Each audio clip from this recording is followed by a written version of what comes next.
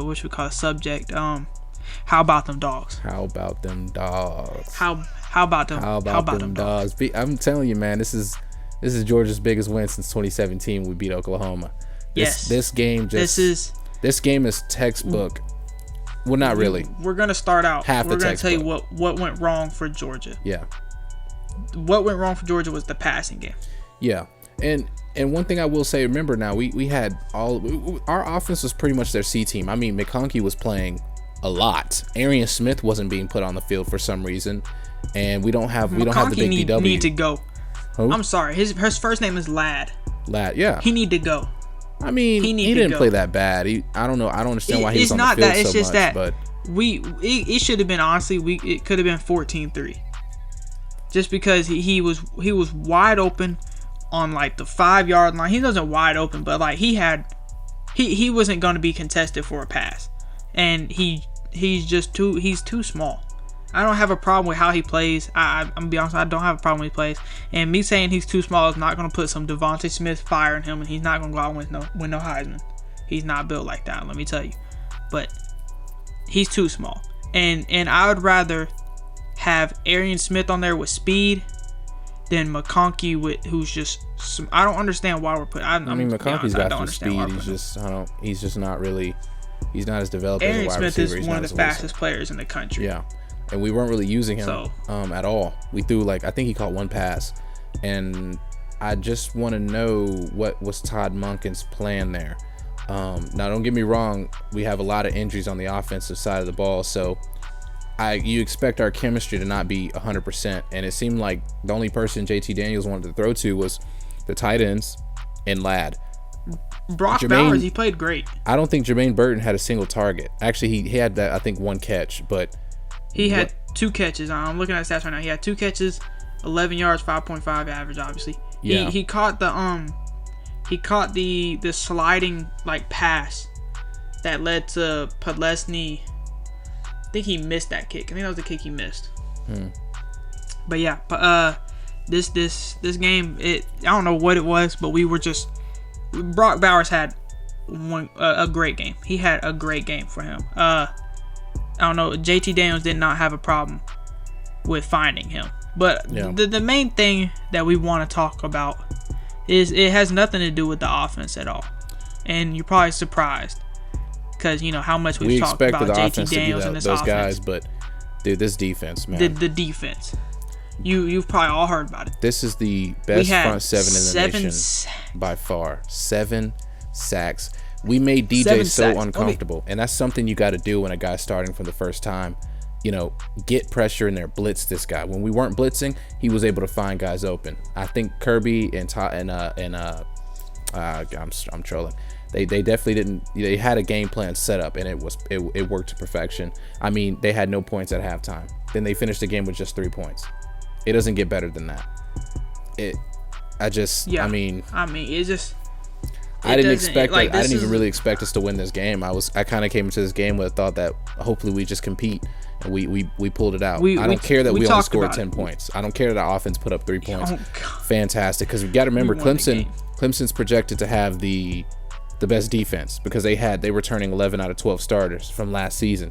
So for us to win this game is incredible. And obviously our front 7, Nakobe Dean, Adam Anderson, Jalen Carter, Jordan Davis. These guys coming off the edge. Trayvon Walker was also showing out. These guys just look to be the real deal. Player. Nolan Smith was, it's good to see him doing that because this could potentially be a draft year for him. Although I think Nolan Smith's one of those guys that's going to want to graduate. I mean, remember coming out of high school, this guy was extremely smart, gifted guy in education. So I'm pretty sure he'll want to get his degree from the University of Georgia. But man, one player that was a bit shaky for me on the defense. There's only one player that I'm kind of looking at, and I'm like, he didn't even have a bad game, but he made a lot of mistakes, and that guy's Kelly Ringo. What were you doing, my guy? It was a bunch of, I think, me personally, I feel like it was a bunch of mental errors. And my guy was out you there. Even said it. You said this. You said he needs to be taught how to turn his head around. Yeah, it was the same problem we were having with Tyson Campbell. It seems like it's going to be. And remember, we got a new defensive backs coach, and He did a great. Kelee Ringo, he was clamping up. Everyone was clamping up. The safeties were clamping. Lewis Cine was playing great coverage. He had that clutch pass breakup at the end of the game. And but Kelee Ringo was like, I'm talking trying to like RKO players in midair. I don't understand what he was trying to do there at the end of the game. It didn't make much sense to me. But man, our safety stepped up so big in this game, and that was one position I was scared about is our safeties. And I wasn't scared about Lewis. I know Lewis can tackle. Well, for the most part, he missed that one tackle earlier in the game. But I mean, for the most part, I know Lewis can tackle. But it seems like Christopher Smith is that guy. Do you have the stats pulled up for this game? Yes, sir. Okay, I want you to look away from them. Okay. All right. And I want you to guess how many times Clemson ran the ball with a running back. It was short. It had to be around 5 or 6 times. It was 9 times. Yeah. It was so weird because they ran the ball their first possession, and then they didn't run the ball again for the whole first half. I don't understand. Like DJ, I think it was mainly because sacks, but DJ had 14 carries for negative 22 yards. They take a lot of those sacks into aspect with that. Yeah, I know a lot of that is sacks, but it's crazy how we held this team to basically 24 yards rushing. Yeah. And then we had DJ on a QBR of 36.7. DJ was we talk very high of DJ. We're not even trying to trash him, but he was making a lot of mental errors in that game. There was times where people were just saying, man, he just needs to turn upfield and run the ball, because he had a lot of holes. Like those plays where he did get good blocks, he had gaps in the line where if he didn't have an open receiver, he could have took off and ran for 10 yards. I mean, a lot of those times though, you got to think Nakobe Dean was in the middle of the field. They had Nakobe Dean in zone a lot, so he was. You got to remember, Nakobe Dean. He's one of our top defensive players. Fast, okay. Don't forget it. Nakobe Dean is fast. This I don't know. This Georgia team. It's weird. This Georgia team is like Kirby's full team. He's recruited this whole team. He is his sixth year, right? This is his full team. His whole team. So you can tell that he's finally built, because he's a defense minded guy. This is his defense. This is defense he's been wanting to build this whole time. Yeah. That's the thing, is that we are stronger than this. We were missing Tyke Smith. Mm-hmm. And I know for a fact that whenever he comes in, our defense is going to be 2 times better. Oh, yeah. Just because we will have that defensive back there that knows what he's doing. Don't get me wrong. Brady played great, in the nickel spot, but Tyke's going to add a new dynamic. Remember, this guy was projected he was one of the top higher rated guys last season. So he's definitely going to come in and start and play instantly. But, I mean, and he could play next week, Because he was in warm-ups. He was in warm-ups. But I guess he's that guy that the defense will look towards whenever they're like, what are we doing? They will look towards him. No, I feel like he will be our. No, they're gonna look towards Nakobe Dean. I feel like he will be our. I don't know. Defense. Nakobe Dean is the captain. Look at it. Look how he was controlling the defensive line. He's the captain of at least that front 7. Now the DBs, it could be. I mean, it could be Tyke. Tyke will be. Tyke will be calling out for the DBs. He's fresh new to the team. I don't think it's really Tyke. I don't know. I don't know. If anything, it's probably Lewis. De'Aaron Kendrick played great. Lewis Cine played great. Yeah, he played great. That pass breakup at the end of the game was. Yes, it was an in route, and he jumped it perfectly. They said that he might have went a little bit early. I don't think so. I think he jumped it perfectly. I just seen his name. Another thing, I don't know how Xavier Thomas is still in college. We talked about that. Yeah, that man's been in college for 7 years. Yeah, that was weird. I feel like I drafted him in a custom draft class on Madden 20. I'm just being honest with you. Yeah. The first year draft class, but I'm just being completely honest with you. I'm just tremendously happy with this win. We had 7 sacks. We always used to talk about that. Our defense never used to get sacks. Mm-mm. And to come out against a team like Clemson, I mean, I understand we talked about it in the preseason video. I know y'all haven't been able to watch that, but yeah, we talked about it in there. We said that the defensive line, or the offensive line for Clemson, they were going to play 2 centers at center. They were going to switch them out during the game. And they had a true freshman starting at one of the guard spots. We didn't know which one. And Jordan Davis did what Jordan Davis did. Jalen Carter. Nolan Smith, Adam Anderson, Nakobe Dean, Devontae Wyatt. I mean, what else? Every time Trayvon Walker. Like you said this last night, man. When we see these 4 guys lined up on that defensive line, you better know it's a sack coming. When you got Nolan Smith, when you got Nolan Smith, Jordan Davis, Jalen Carter, and Nakobe Dean or Adam Anderson. No, it's Adam Anderson because Nakobe's inside, so he'd Nakobe's he's outside. And Adam Anderson, that's a disgusting lineup, and you can even throw Trayvon Walker in there because he knows how to get to the quarterback. You could throw that front 4 on there, and you could have 3 linebackers deep. But all we got to do is blitz. We could blitz Nakobe and drop the other 2 linebackers back, and we getting a double the amount of pressure. Nakobe has played better than I expect him to. I knew it was coming eventually. I knew he was going to break out eventually. He made a huge leap. Yeah, remember this was a 5-star. This is a 5-star guy who switched from Ole Miss to Georgia at the last minute. You know, he's a great recruit for us. I know we talked about him. He was a 5-star. But the jump he just made.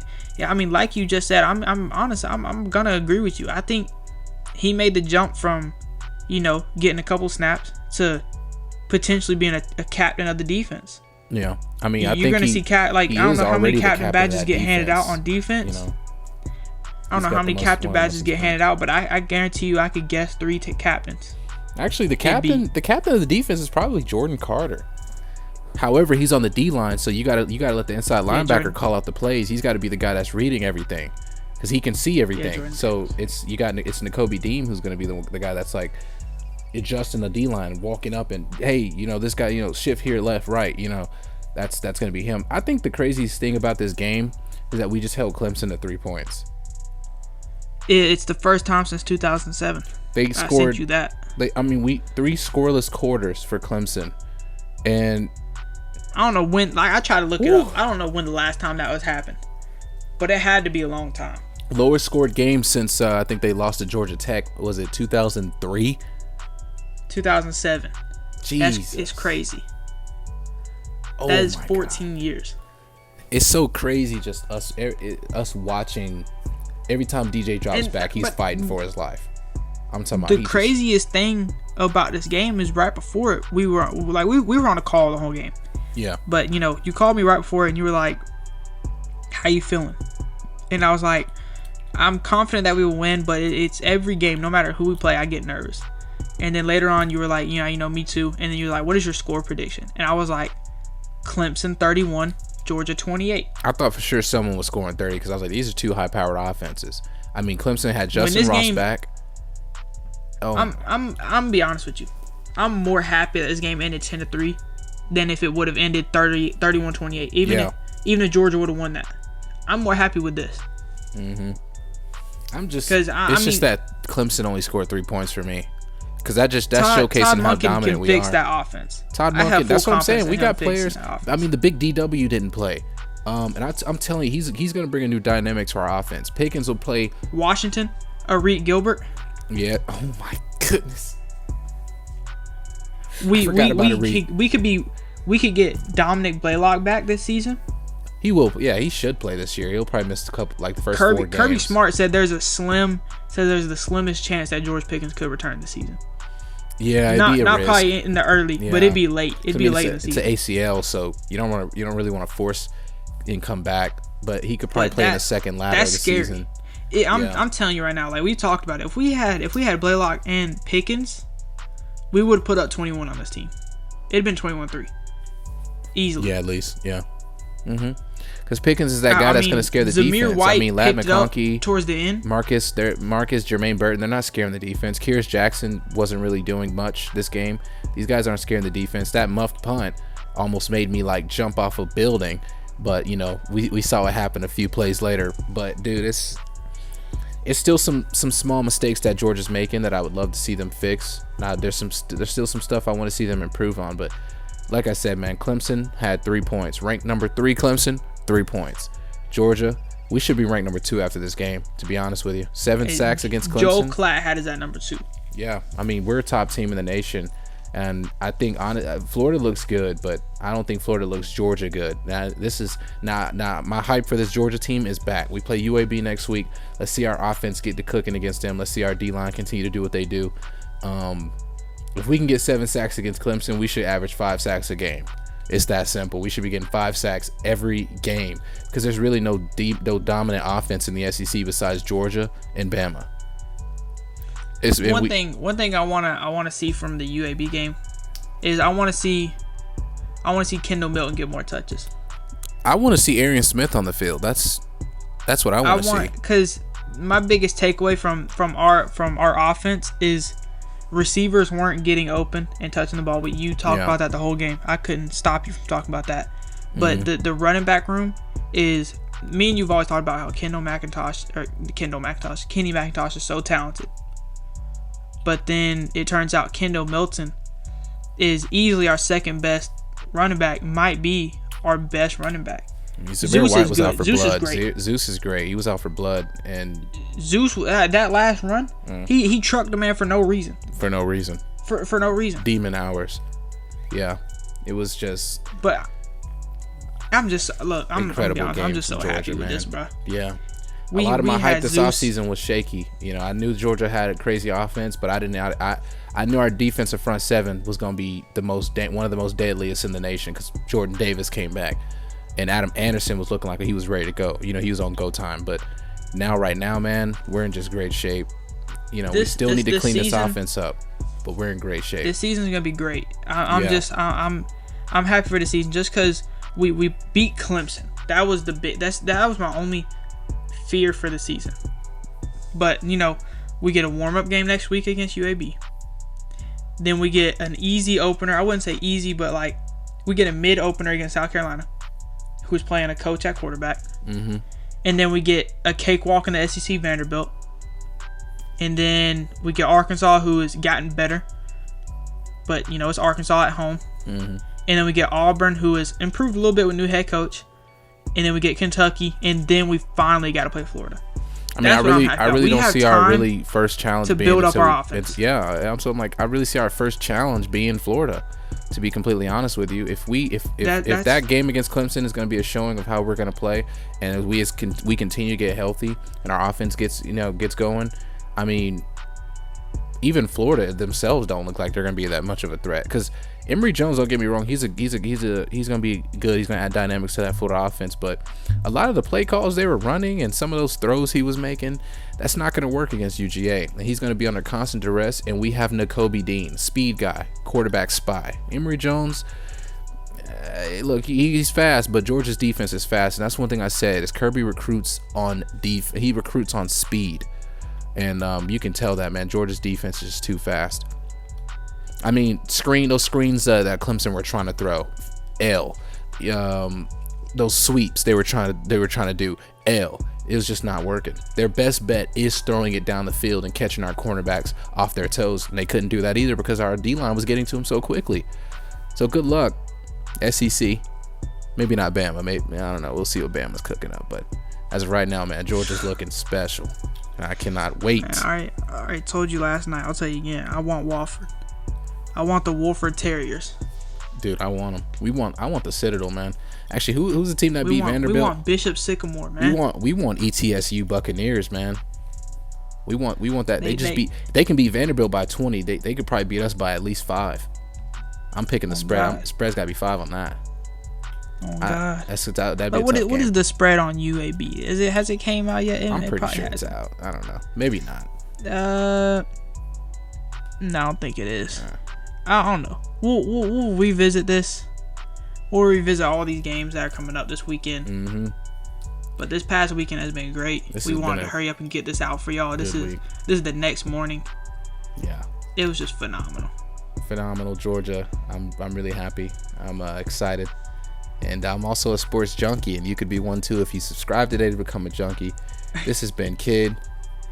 It's been Cal. And we will see you soon. Thank you.